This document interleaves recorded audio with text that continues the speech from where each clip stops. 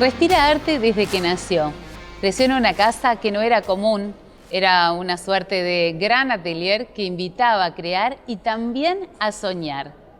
Si bien estudió y creció en barrio de Carrasco, su lugar fue y seguramente será siempre Punta Ballena, donde junto a su padre vio crecer Casa Pueblo. Pocos saben que su nombre es Magdalena Sofía, pero los balbuceos de su hermano, intentando decir Ajó, la bautizaron Agó, nombre que su padre acuñó para decirle: ese va a ser tu nombre artístico. Con 16 años, la tragedia golpeó la puerta de su casa, pero la enseñanza fue la fe.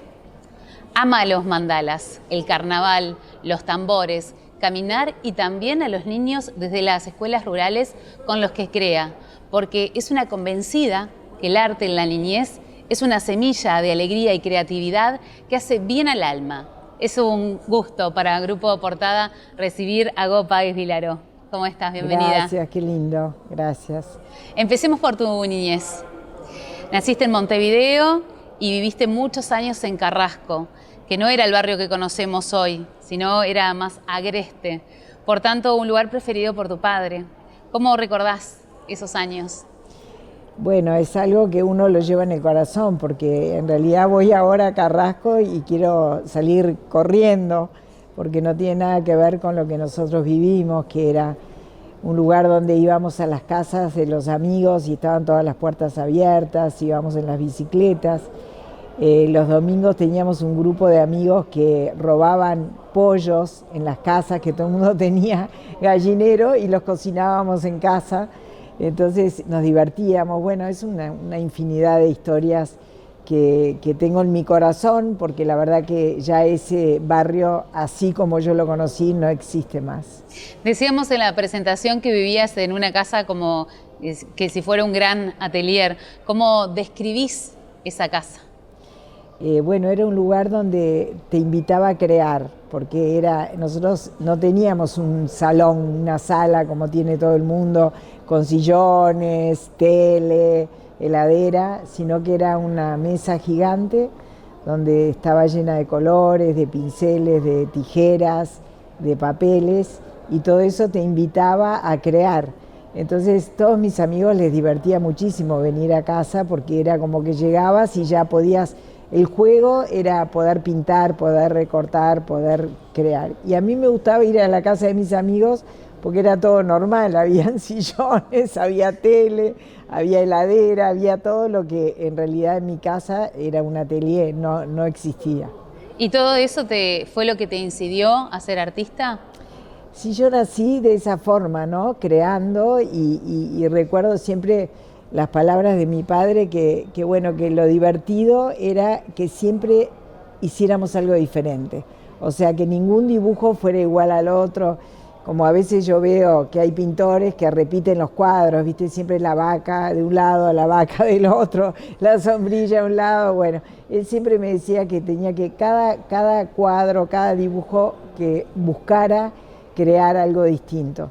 Entonces ese enfoque de la creatividad permitió que nunca nos aburriéramos. Hay una fotografía muy famosa de tu padre, Carlos Páez Vilaró, contigo. Tenías 3 años y estabas pintando a su lado. ¿Qué recuerdos tenés de tu padre cuando eras pequeña?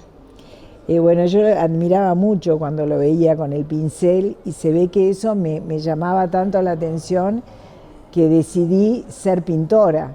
Si a mí me preguntan ¿cuándo te diste cuenta? Yo creo que a través de esa foto me di cuenta que ya sentía que quería ser pintora, porque lo miraba de una manera tan atenta que me invitaba a crear también.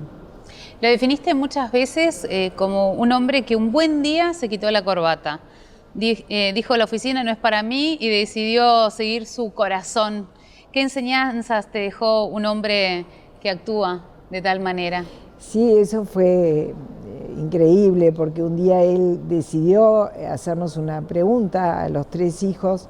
¿Qué preferíamos? ¿Un padre que cumplía su horario de oficina y aburrido y con una corbata, o un padre sin corbata y que viajara por el mundo y que nos escribiera cartas?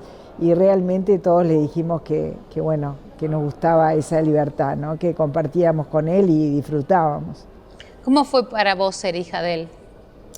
Bueno, eso es una pregunta que me hace mucha gente y la verdad que bueno, fue lo que me tocó. El padre que me tocó y muchas veces también me preguntan cómo es ser hija de un hombre tan conocido, tan famoso, y la verdad que nunca me di cuenta porque como yo fui creciendo con toda esa fama o con todo ese encuentro con los artistas, en aquel momento existía Punta Ballena, Casa Pueblo, La Pequeña, y todos los artistas iban ahí. Hoy, bueno, hay muchos lugares donde van los artistas en Punta del Este, pero en ese momento no había quien no pasara, desde el Club del Clan, Palito Ortega, Violeta Rivas, Pinky, bueno, conocí a todos ellos, después a Borges, después a Quinquela Martín, bueno, Pelé, Roberto Carlos, Gunter Sachs, los que te puedas imaginar que en esa época venían a Punta del Este, todos pasaban por Casa Pueblo y siempre, bueno, papá los recibía con un almuerzo, una puesta de sol, un vinito. Y bueno, la verdad que fue como crecer en un ambiente lleno de cultura. Y yo siempre digo que en aquella época no había universidad de arte, pero yo la tuve en mi propia casa.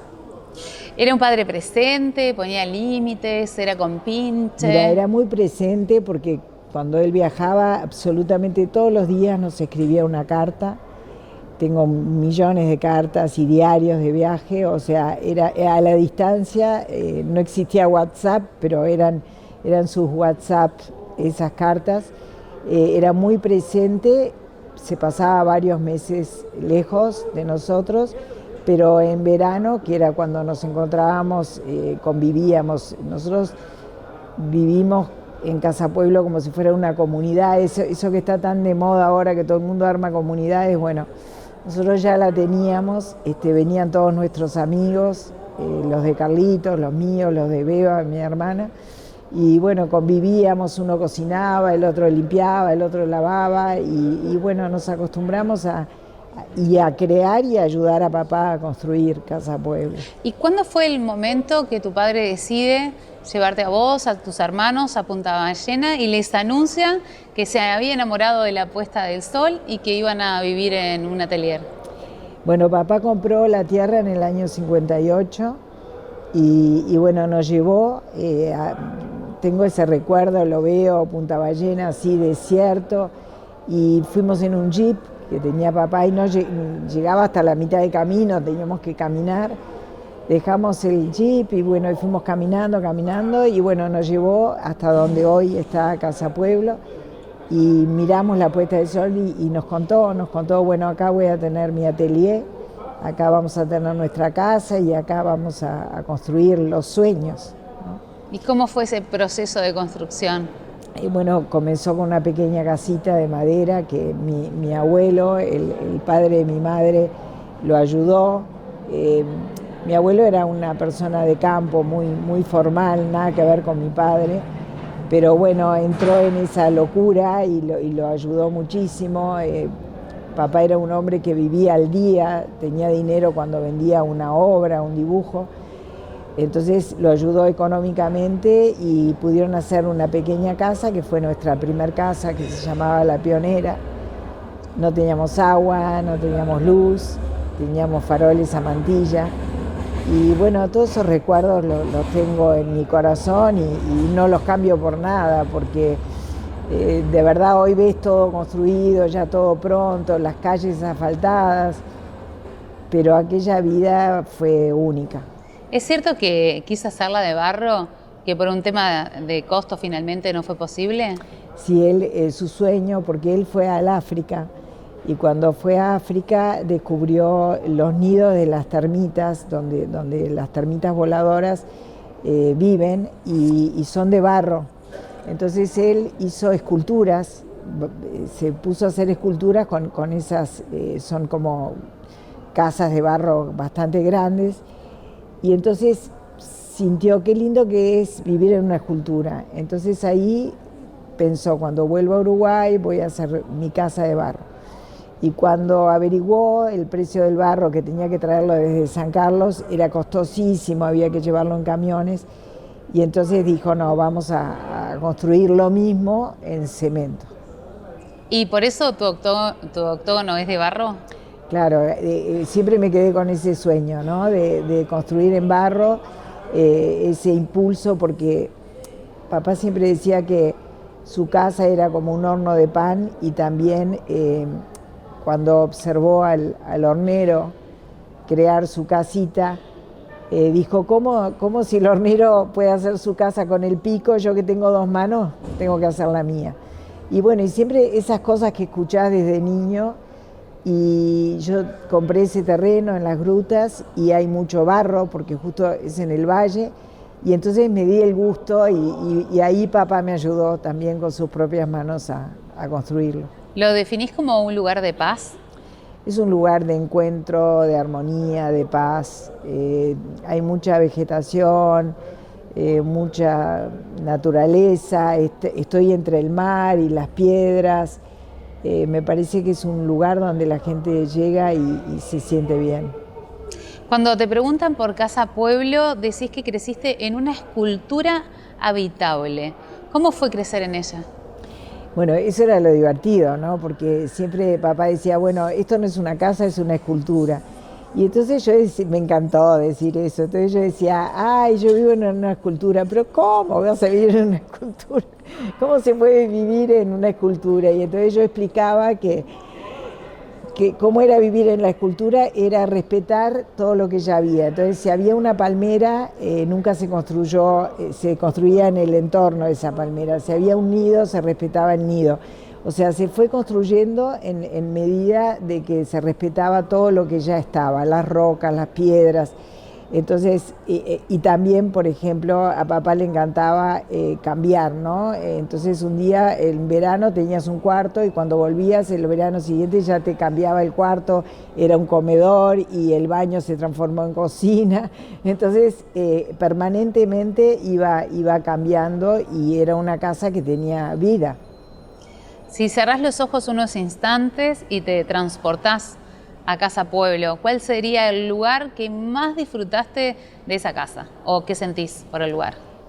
Bueno, en realidad todavía existe, que es el lugar donde estaba la Pionera. La Pionera era nuestra primer casa, esa primer casita donde estaba la estufa de leña, un bronce gigante, y ahí pasó todo, ¿no? Porque ahí eran las conversaciones, los talleres, la pintura, la lectura, los días tristes, los días alegres, todo el tema de la cordillera, que también vivimos mucho como en esas esperas, conversaciones, la puesta de sol, la terraza. Bueno, ese lugar es hoy parte del museo y es el lugar que guardo así en mi corazón. Estudiaste Bellas Artes en Argentina, Uruguay y Brasil. ¿Cómo fueron esos años? A mí me gustó mucho aprender técnicas, me pareció importantísimo tener maestros excelentes como tuve, más allá de que, bueno, que yo nací con un pincel y con un lápiz y dibujando, y tenía a mi padre como gran maestro, que en realidad nunca quiso enseñarme nada, era mirando que yo aprendía. Papá no tenía mucha paciencia para enseñar. Entonces tuve grandes maestros que me formaron y bueno, respeté muchísimo también esa forma de estudio que lo tienen muchas personas, muchos artistas que no tienen la posibilidad de haber nacido en una familia de arte como yo, y bueno, y valoro muchísimo esas enseñanzas. Vamos a seguir trasladándonos un poquito en el tiempo, ¿te parece? Cuando tenías 16 años, la familia recibió un duro golpe. La tragedia de los Andes marcó tu vida y la de toda una generación. ¿Cómo recordás ese día, el día que llegan las noticias que el avión había desaparecido en las montañas? Mira, ese día justo papá había ido a Montevideo porque tenía que ir al médico y me pidió que lo acompañara. Y pasó a buscarme por Carrasco, por nuestra casa, y bueno, me fui con él y fuimos al médico y él tenía terror a las enfermedades siempre, tenía dolor de garganta, no podía hablar hacía días y estaba con un miedo bárbaro que le dijeran que tenía algo grave. Entonces fuimos al médico, bueno, salimos de ahí, le dijo que no, que era simplemente sus cuerdas vocales que estaban mal, le mandó tomar té con miel, una cosa muy, muy sencilla, y estábamos felices. Entonces íbamos para casa, para Carrasco, y papá me iba a dejar ahí, y cuando llegamos a la puerta estaba la empleada nuestra, Ana, que teníamos en ese momento, y la vimos venir corriendo así, llorando y gritando, y decía: el avión de Carlitos se perdió en la cordillera. Y bueno, imagínate lo que fue eso, ¿no? Quedamos estáticos, parados, y entonces papá dijo: ¿dónde está Madelón? Mi madre, ¿dónde estaba? Y mamá ya se había ido al aeropuerto para tener noticias más frescas, y yo me quedé en casa con que estaba mi abuela, mi hermana, bueno, ya empezaba toda esa movida, y papá se fue al aeropuerto, y ahí empezó todo el tema de preparar la búsqueda, ¿no? Que él fue el que se fue al día siguiente a buscar. ¿Y en tu hogar siempre hubo certeza que Carlitos estaba vivo? Siempre, absoluta certeza. Por supuesto que habían días que decías, bueno, pasaron 2 meses y te parece como que es imposible. Nosotros teníamos nuestro médico, el doctor Fernando Mañé, médico de familia, que a los 2 meses habían pasado 60 días de búsqueda y no aparecían. Entonces nos vino a ver a mi hermana Beba y a mí para decirnos que él se daba cuenta que mi padre, mi madre, mi abuela, que estaban totalmente convencidos de algo que no podía ser real, pero que nosotros teníamos que entrar en la realidad. Y entonces, bueno, nos estuvo hablando que 60 días, que era imposible, que la nieve, la cordillera, los alimentos, cómo iban a estar vivos, que teníamos que entrar en realidad, porque después si no iban a quedar todos locos. Lo dijo con un amor y un cariño, y bueno, nosotras dos nos convenció. Entonces fuimos a hablar con mamá y mi abuela, entonces dijimos, bueno, estuvo el doctor Mañé a avisarnos, a decirnos, y les queremos transmitir. Y entonces mamá nos dice, bueno, en esta casa el que no cree se va. Y dijimos, bueno, entonces nos quedamos. Así fue, imagínate, mi madre estaba convencida. Mi madre y mi abuela realmente se agarraron del rosario, y bueno, esa fe que mueve montañas de verdad, ellas lo sentían que Carlitos... El avión terminó cayendo un 13. Tu madre le había pedido a tu hermano que no volara ese día, y si bien salió el 12, la tragedia se produjo al otro día. ¿Fue un presentimiento de ella antes que viajara? Que le dio... Mamá tenía un respeto enorme al día 13, porque un primo de ella había fallecido un 13, sus abuelos habían fallecido en diferentes años, pero el mismo día, de 13 de noviembre, bueno. Entonces, cuando Carlitos le dijo que iba a viajar, ella le dijo, bueno, siempre y cuando no viajes un 13, está todo bien. No, dice Carlitos, mamá, yo viajo un 12. Pero ¿qué pasó? Ese 12, mamá sintió que le tenía que dar el rosario de ella. Entonces le puso su rosario en el bolsillo. Y Carlitos dijo, mamá, ¿qué me das el rosario? Como diciendo, ¿para qué me lo das? ¿Viste? Ese rosario es tuyo. Y mamá le dijo, llévalo porque te va a acompañar. Entonces, cuando sucedió esto, ella estaba tranquila porque Carlitos tenía su rosario. Y de hecho era el rosario que los chicos tenían y rezaban todos los días. Era el único. El único. Este rosario la llevó tu mamá a escribir el libro Rosario de los Andes. Eso. Que además tu hijo va a llevar al cine. Sí, ya está en proyecto esa película, ya está el guión, ya están buscando los fondos. Y bueno, mi hijo es director de cine, vive en Austria, en Viena, y homenaje a su abuela y a lo que es la fe y la mujer. Bueno, quiere contar esa parte de la historia que nunca se ha contado. La idea de la película entonces es contar una parte una cara distinta de lo que no se conoce. Eso. Lo que vivieron las familias. Claro, todo el mundo habla de los chicos, de los accidentes, del avión, de todo, pero no se cuenta el otro lado, que venían todos a casa nuestra a rezar, todas las madres que creían, las novias que creían, y bueno, y todos los días rezábamos el rosario y se armó como el club del rosario, ¿no? Y era nuestra casa como una sede, porque habían muchos padres que no creían y tampoco querían alimentar esa esperanza porque les parecía absurdo. Pero las madres venían escondidas a casa y bueno, y nadie decía nada y rezábamos y hablábamos del tema y después se iban y los padres no sabían nada. Ya que estamos en el tema de películas, ¿qué te pareció la reciente película de La Sociedad de las Nieves? Bueno, en realidad cuando nosotros vivimos la experiencia fue algo tan fuerte. Hoy te lo cuento como una historia, pero fueron 72 días de angustia permanente y de no saber. Entonces, de verdad, me pareció una buena película, pero lo verdadero es lo verdadero. Entonces, hay uno de los sobrevivientes que alguien le dijo, qué impresionante, pero me pareció un poco larga la película, 2 horas 40. Y él le contestó, bueno, se ve que no tenés ni idea, porque nosotros pasamos 72 días, no sé cuántas miles de horas, ¿no? Entonces, claro, lo que me parece que rescato, que está buenísimo, es que se habla por primera vez de los chicos que fallecieron, los pilotos también.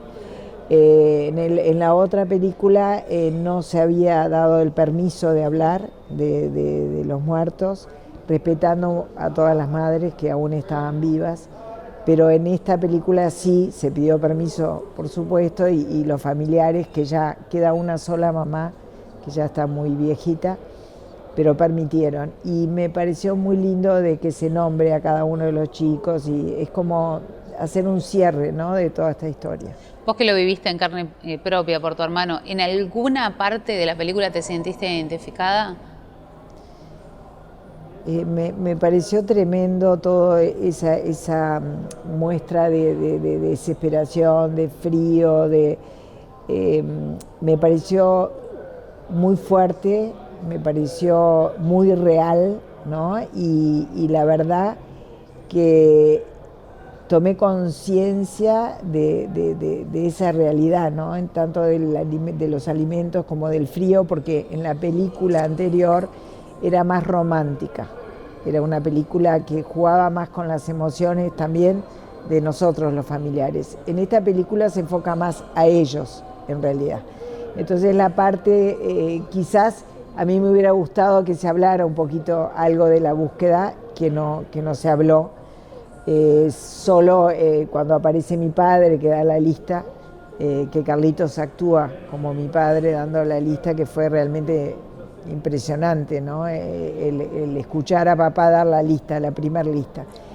Pero cada uno tiene su película de la cordillera, como decimos, tanto los sobrevivientes como los familiares, como las hermanas de todos los familiares, ¿viste? Alguna me habla y yo le digo, bueno, tú tenés tu película y yo tengo la mía. Entonces también a mí estoy feliz de que mi hijo haga todo esto, esta nueva película, porque va a contar un poco y bastante de nuestra familia, ¿no? Cuando tu padre da la lista por radio, estabas con tu hermana. ¿Cómo recordás ese momento históricamente impactante, pero emocionantemente también? Mira, ese día no nos vamos a olvidar más. Creo que todas las personas que estábamos en Arocena, en Carrasco.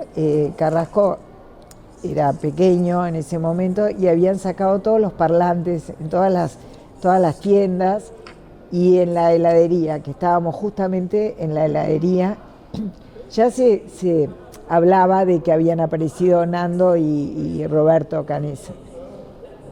Y nos fuimos a tomar un helado en bicicleta y nos encontramos con todos los amigos que iban y bueno, estaba todo el mundo en Las Delicias, ahí en Carrasco, y los parlantes todos puestos en la calle. Y de repente, bueno, estábamos ya habíamos comprado el helado con un cucurucho en la bici. Y dice, bueno, Carlos Páez Vilaró va a dar, ¿qué? Papá va a dar la lista. Y en ese momento empezamos a escuchar a papá dando la lista y bueno, cuando nombra a Carlitos, Carlos Páez Rodríguez, mi hijo, dice, tiramos el helado y nos fuimos corriendo en la bici a casa porque estaba mi abuela, que también estaría escuchando ella la lista, pero ya sabíamos que si Carlitos estaba nos íbamos a Chile, ¿no? Y bueno, y ese momento fue difícil porque habían muchos amigos, hermanos de los que no vinieron. Entonces, en el momento que se dice los que vinieron, los que vivieron, también era nombrar a los que no vinieron. Entonces, lloraban, reían, nos abrazábamos. Nunca pudimos ser felices, en realidad. Hiciste al menos 3 veces el Camino a Santiago, que son unos 870 kilómetros. ¿Qué enseñanzas te dejó y cómo fue esa experiencia? Uy, fue divino, lo hice 4 veces.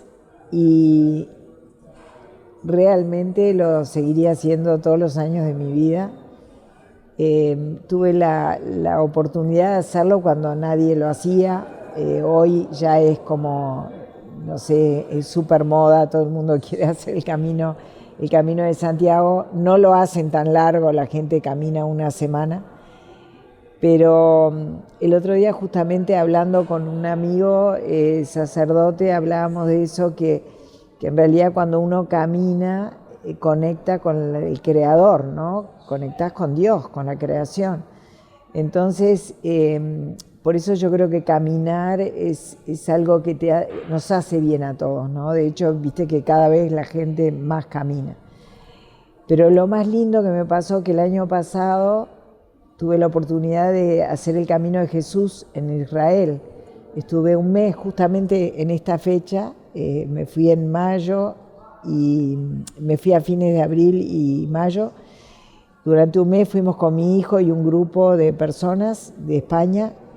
Hicimos los Caminos de Jesús y fue impresionante en medio de todos esos desiertos donde Jesús caminaba, o sea, todos los lugares sagrados, pero a pie, ¿no? Era dentro de toda esa naturaleza imponente en Israel, que hoy ya ni siquiera se puede soñar en poder hacer ese camino.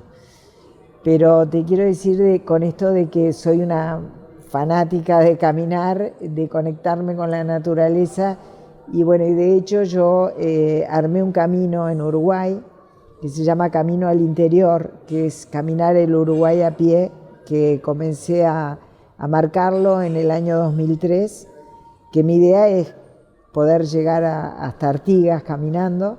Lo hacemos muchas veces hasta Minas, La Valleja, son 4 días de camino. Siempre soñé con que un día, en vez de ir a Santiago, podía hacer mi propio Camino de Santiago en Uruguay, y lo realicé. Se llama Camino al Interior. Te cambio de tema. ¿Por qué los mandalas? Bueno, también tiene que ver con un camino. Cuando yo empecé a darme cuenta que el arte era algo más profundo, porque en realidad uno puedes ir a clases de pintura, puedes aprender la técnica, como muchas técnicas de cocina, de costura, de hacer zapatos, pero que el arte tenía algo más profundo para conectar a las personas, para poder hablar de algo más profundo.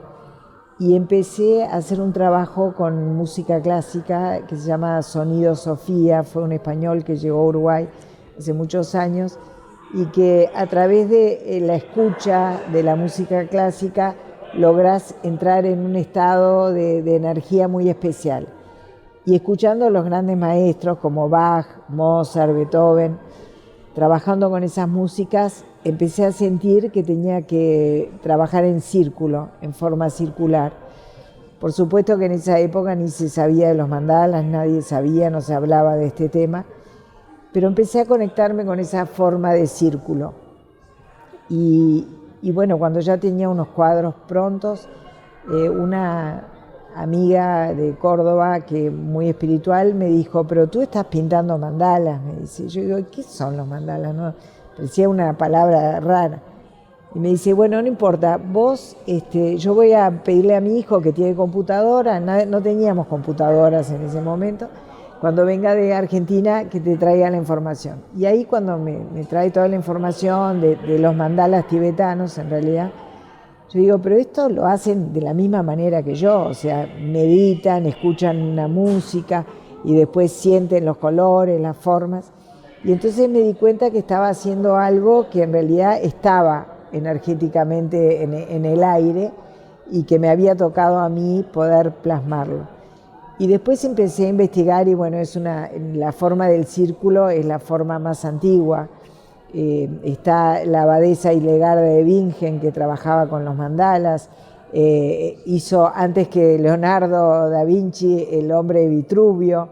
O sea, empecé a investigar y la forma del círculo existe, por supuesto que en toda la naturaleza, en todos los planetas, en nuestras células, en la madre tierra, en la barriga de la mamá, en el óvulo, en el feto.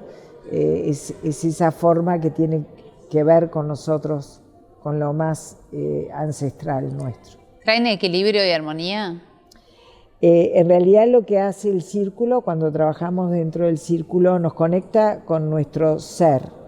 ¿Qué sería el ser? Sería la llama divina, sería el Espíritu Santo, sería esa esencia que todos tenemos de luz, que todos tenemos, más allá de las religiones, de los idiomas, de los países. Es algo espiritual, ¿no? Esa parte del espíritu que tenemos todos. Entonces, trabajás en el círculo y conectás con ese lugar. ¿Y qué sucede ahí? Reconocemos que somos seres creativos, entramos en estado de paz, de armonía, empezás a visualizar formas diferentes, a conectar con colores distintos, a vibrar de una manera diferente, y tiene que ver con una búsqueda interna, ¿no?, de cada uno. ¿Qué son para vos los murales? Bueno, la pintura mural, yo aprendí mucho con mi padre desde niña. Siempre él me decía que a él le gustaba pintar los muros porque lo veía todo el mundo. O sea, no era solo para una élite, no era solo para la gente que entrara a una galería y tenía que saber de arte o tener cultura del arte, sino que era para todo el mundo. Entonces, aprendí desde niña que eso era algo importante para poder conectar el arte con todas las personas, con la gente que camina, con los niños en las escuelas, y por eso me dedico desde hace mucho tiempo a hacerlo. ¿Qué te genera cuando ves tus obras en lugares públicos o espacios importantes? Bueno, es como, primero agradezco que me inviten a esos lugares, y después me siento muy feliz de poder expandir mi obra, porque yo siempre digo que el arte es el lenguaje del espíritu, es la forma en que el espíritu se manifiesta, y yo trabajo para la luz. Deseo, ¿no?, que todos mis cuadros o todo lo que yo haga conecte a las personas con lo mejor de la persona. Entonces, me parece que es una forma muy linda de estar presente para todas las personas. ¿Qué es el carnaval y los tambores para vos? Wow, eso es otra fiesta, ¿no? Eso es una fiesta que también tiene que ver con mi formación, con la historia de vida desde niña, que papá me llevaba al conventillo de Medio Mundo, que tuve la suerte de conocer.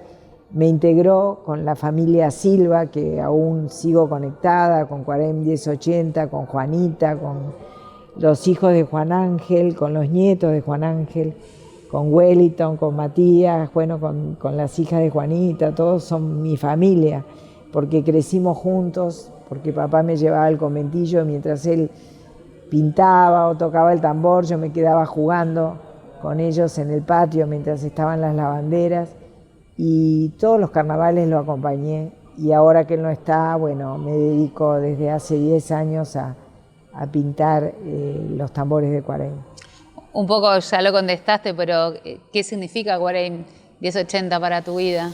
Y bueno, es todo el pasaje, todo comenzó en Morenada, ¿no? Y después papá formó Morenada junto con Juan Ángel Silva, y después Cachila Silva, hijo de Juan Ángel, formó Cuareim 1080, que ahora lo tienen los hijos, Matías y Wellington, junto a los hijos de Juanita Silva, que también hacen parte de la comparsa. Entonces es como una continuidad, ¿no? Y siempre ellos quisieron de que yo continuara con mi pincel en esos tambores, y la verdad que yo cuando siento sonar un tambor, como hice una canción que le hicieron a papá, la sangre se te empieza a alborotar, y es así. Trabajás con niños en talleres y también con niños en escuelas rurales. ¿El arte en la niñez es una semilla de creatividad que querés fomentar? Sí, yo creo que es muy importante, es como un espacio especial que debemos de darle importancia. Como les dije hoy, yo nací en una casa de artistas y para mí es parte de mi vida, pero yo quiero compartir, que conozcan lo que es el arte, porque muchos niños no tienen esa posibilidad porque sus padres no son artistas o no entienden de que el arte es algo sumamente importante. Y hoy, como te decía, que para mí es el lenguaje del espíritu, creo que es como fomentar eso que no vemos, ¿no? Que tiene que ver con la fe, con la espiritualidad, y que todos tenemos en realidad. Es como llenar ese espacio que no se ve, pero que existe. ¿Cómo lo llevas adelante, ese trabajo? Bueno, yo trabajo muchísimo en las escuelas y es como que se van dando cuenta, me van llamando las directoras. Me encanta mucho esto de las escuelas rurales, cuanto más lejos mejor. Ahora voy a ir por una zona del sur del Uruguay y ya abarco toda esa zona, San José, Colonia, y se van enterando escuela con escuela, y entonces me va llamando una escuela, las escuelas rurales se reúnen. A veces las escuelitas rurales tienen pocos alumnos, ¿viste? Hay escuelitas que tienen 3, 4 alumnos, pero se juntan con varias y entre todos pintamos enormes murales de soles brillantes. ¿Qué representa para vos Punta del Este? Bueno, es mi vida, ¿no? Yo siento que si me preguntan cuál es tu lugar en el mundo, yo siento que es la roca de Punta Ballena. Y para mí, nuestra familia, hemos vivido, hemos crecido, hemos triunfado, hemos podido desarrollarnos en este lugar, y agradezco el poder estar aquí, ¿no? Porque a mí me encanta cuando pregunto de dónde sos y me dicen soy de Maldonado. Digo, qué suerte que tenés, porque ya quedan pocos, ¿no? Somos muchos los que hemos invadido esta tierra. ¿Y Punta Ballena? Bueno, Punta Ballena la llevo en mi corazón, y además hay una playita que mi padre me regaló, es la playita más pequeña del mundo, que está en un lugar escondido de Punta Ballena que no se lo cuento a mucha gente, que se llama la Playita de Agó. Y bueno, él la bautizó un día de mi cumpleaños, me regaló esa playita, y ahí está, y entonces tengo mi propia playa. Bueno, sin querer entrar en polémica ni en el tema de fondo, ¿qué sentís cuando escuchás que hay ideas de proyectos inmobiliarios importantes en la zona? Bueno, mira, primero que nada respeto a las personas que son dueñas de los... Es como que me dijeran, bueno, Casa Pueblo, tu padre construyó en La Roca, bueno. O sea, las personas tienen sus lugares, tienen sus tierras, han comprado, les pertenece. Lo que yo digo es lo siguiente, lo que yo analizo es esto: nosotros somos ricos en Uruguay en naturaleza. Dubái es Dubái, Nueva York es Nueva York. Bueno, no vamos a competir jamás con esos edificios impresionantes que tienen esos países. Podemos competir con la naturaleza porque es única y es nuestra. Entonces, hagamos todo lo posible para mantenerla. Si tuvieras que decir en pocas palabras, ¿qué legado dejó Carlos Páez Vilaró para Uruguay en general y para Punta del Este en particular? ¿qué dirías? Bueno, yo creo que lo que nos dejó así, el regalo más grande fue mostrarnos la libertad. Fue un hombre totalmente libre. No se ató a nada, a ninguna creencia, a ningún partido, a ningún color.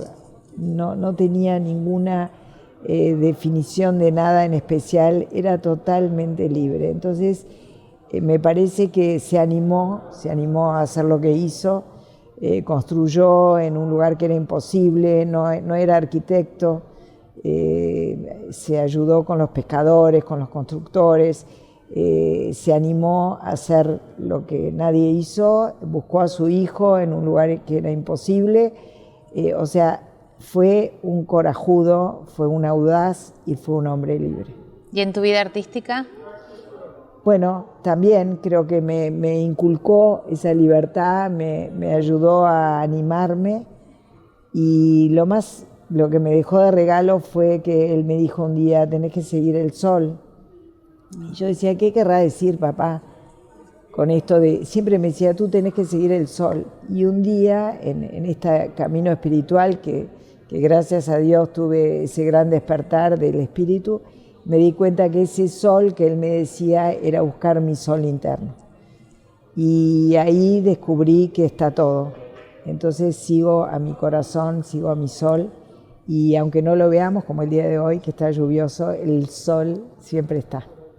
Nunca se te ve quieta, siempre estás con proyectos. ¿Qué se viene para este próximo 2024? Y bueno, ahora adivino, tengo una invitación en Rosario, en Museo Esteves, Odilo y Esteves. En ese museo nació mi abuela materna, fue la casa de mi abuela donde ella nació. Es un museo maravilloso y me invitaron a exponer ahora el 7 de julio.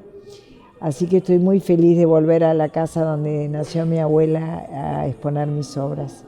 Y bueno, y de ahí en más, muchas inquietudes para este año. Ago Páez Vilaró, ha sido un placer para Grupo Portada compartir con vos este retrato hablado. Bueno, para mí también, muchas gracias.